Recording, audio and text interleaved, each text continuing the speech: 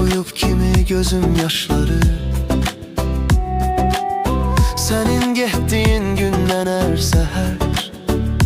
Bir məsnəvi oxuyaram dilimlə Şəhriyarın sözü kimi Yanımda olmasan da sensen Gözlerimde senin adın yazılıdır